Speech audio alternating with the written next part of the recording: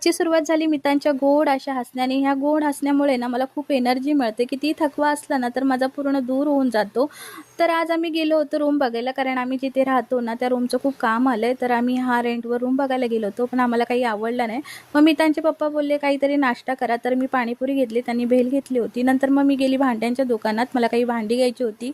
घरी यायला खूप उशीर झालं होतं, तर येताना मी हा दुधी आणला होता आणि थोड्या वेळ हरभऱ्याची डाळ भिजत टाकली होती, कारण हरभऱ्याची डाळ आणि दुधी अशी मिक्स भाजी बनवली होती. कारण ह्याला कोणत्याही वाटणाची गरज नाही लागत. कांदा, टोमॅटो, लसूण आणि आपले घरगुती मसाले ॲड करून ना 2 शिट्ट्यामध्ये भाजी होती. पटकन अशी भाजी बनवून घेतली. भाकरी आणि भात असा पूर्ण स्वयंपाक बनवून घेतला होता. तर काय झालं होतं, आम्ही जिथे राहतो ना तर 4 वर्षापासून आम्ही राहतोय.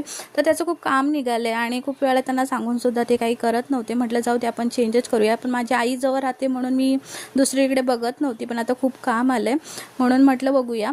तर येताना ही भांडी आणली होती आणि मितांशनी लाटण्याचं बघा काय केलं होतं. चला तर माझं नवीन चॅनल आहे, सबस्क्राईब